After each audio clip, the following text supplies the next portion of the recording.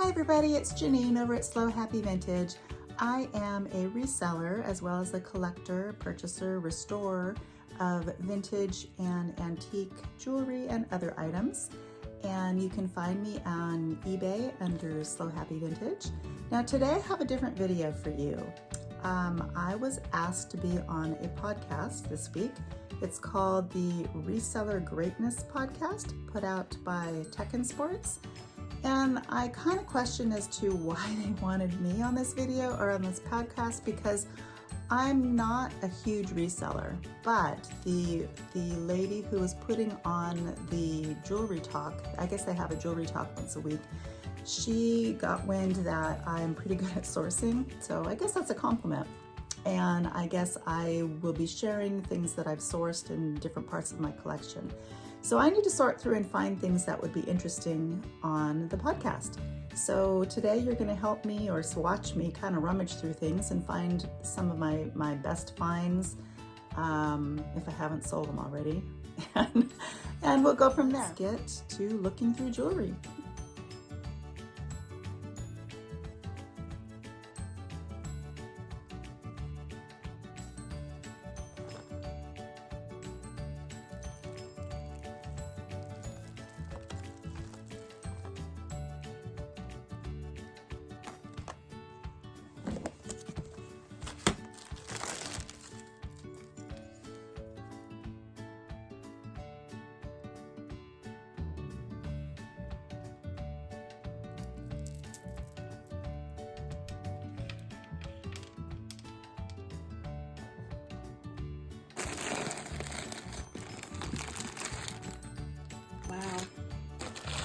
I have really amassed a large amount of jewelry these days. So, oh, this is a crook swallow. I really need to get listing.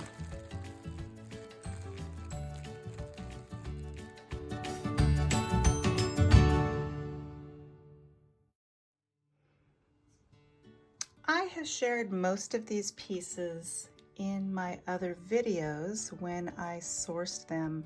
I have only been sourcing jewelry for about a year. My collection grows and then I sell pieces to make room for new ones. But this is some of my current jewelry. Now, if I were to talk to people about it, what are some of my most favorite finds? What are some of the very good deals that I found? I think I would have to start with this little selection down here. These are all 14 to 18 karat gold pieces that I have found for next to nothing. These two are sterling. I think I spent 50 cents for each of these. This is the little Navajo ring. And then all of these over here, the little goldfish, I did a video with him in it. He was maybe $5. I think this ring was $3. This mid-century ring was about $5. And these two were $3 to $5. This one was 50 cents. This is a little amber ring set in a low carat gold. Beautiful setting on that one. This one over here was also $5. And then this one was $5 too. This is probably the best find. This I found at the swap meet, and it was just in a box of miscellaneous jewelry. And at first I was going to toss it back thinking, oh my gosh, this is, you know, it's like a gumball ring or something. But no, it's a 1960s Sputnik ring. All kinds of beautiful gemstones. Actually, I think it might be 14 karat. I'd have to look at closer. It is marked with a stern mark, and it's kind of a fun ring. This will be going on eBay. Probably one of my most favorite pieces would have to be this necklace right here. This I also found at the swap meet, and I believe it's Art Nouveau. It is gold tone. I think it's actually made out of a brass material, but it's got these really interesting snail shell looking pieces, and then all of these little baby tooth pearls, and they're genuine pearls. They're not simulated pearls. When I got this, it was missing 2 pearls, and I searched high and low, looked everywhere to try to find matching pearls, and I couldn't until I went back to the swap meet and I found a necklace that was made with freshwater pearls, kind of Baroque pearls. And I found this one and this one. So I did fix this necklace with some more genuine pearls. They aren't aged pearls like the other ones, but I think they fit pretty well into the design. It's one of my favorites. I have a tendency to love anything from Victorian through Art Deco periods, and then along with that, the revival pieces associated. You know, I do like the sparkles. These are a bunch of Juliana. Some are Juliana, some are not. But once you've seen a bunch of sparkles, I don't know. I actually prefer the Bohemian Garnet. I like the older things. Now, this set, I found it was a very blurry picture on an auction. It was this brooch along with these earrings. And the picture was not good. They didn't show the back, but I ended up getting this little lot for $7 at the auction, and I thought that was a pretty good find. Look at this nice older piece. And then this set over here, the moon and stars and these earrings and this ring came from a yard sale, also antique Bohemian Garnet. Absolutely beautiful. This came from a yard sale. I think I spent $5 for all of those. Now my most expensive purchase here, which this is so unlike me, but it's this set right here. This is a Hattie Carnegie set, and I saw it at an auction, and the bidding was really low at the time, and so I went ahead and I started bidding, and I don't know what got into me, but I just decided I needed to have these. So I ended up spending $115 on this set, but I had never seen anything like it, and they're in just amazing condition. So I did not plan to keep this set. I will be selling it, but look, it's in such good condition. And then my other Carnegies, Hattie Carnegies, they need a little bit of repair before I do anything with them. But I found these in another lot. I think if you do the math on them, I think I spent maybe $2 on these guys. Most of the things that I spend, I only spend about $2, $2 to $5 on. On occasion, I'll spend 10, maybe 15 on a piece, but usually it's in the very, very low range. When I go to estate sales or yard sales or the swap meet, people have their prices and I pay the prices that they ask. Do I feel bad that I'm sometimes buying gold for pennies on the dollar? Not really, simply because in this day and age, anybody can do the research. And especially with jewelry, we have jewelers all over town who are happy, more than happy, to test your gold for you and let you know if it's real gold. So if people don't put the time in to do the research, that's on them, that's not on me. They ask me how much I think I should pay for it. I always tell them I want you to be happy with the price, and I will tell them that I am pretty cheap when I'm buying jewelry. I make no bones about it. Just wanted to make that disclaimer because as I was watching the video, I thought, people are going to wonder about that. This one over here is a Kirk's Folly, and I found that at a church rummage sale for $1.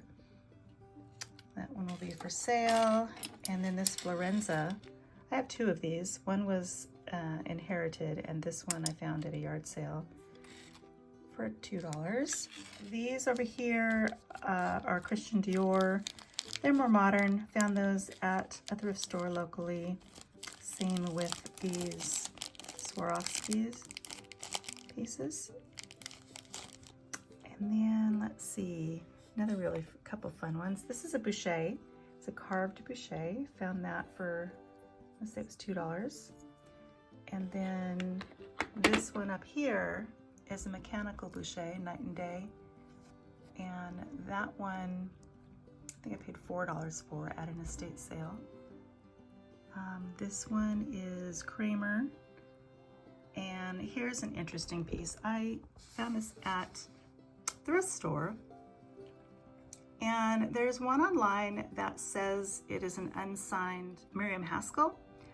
I cannot confirm that. These are shells, cowrie shells. And I think it's just beautiful. It is all wire construction inside there, but it's just, I love the unusual, really do. And then this piece right here, this one is 14 karat gold. It is marked 14 karat gold. This is a sapphire. This is a sapphire. And this is a piece of glass, and these are diamonds. So I don't know what's going on with this piece, but that's an interesting one. Some of my other favorite pieces, like I said, I love the Victorian, Deco, Edwardian eras. So I love these necklaces and brooches and earrings. This one right here it's sterling silver. It is a locket. It is very beautiful. It is marked sterling. Found it at the swap meet for $5. Really, really pretty. This is from the 60s, and this piece actually was worn by a lady who danced on American Bandstand. So that was kind of a fun piece, and the owner of it actually had a picture of her. It was her mother wearing it on American Bandstand. So some more fun pieces. These I spent $3 on. This was $3. This actually paid $12 for. It was at there's one thrift store that is a little bit higher priced, but I sometimes find some really fun pieces there.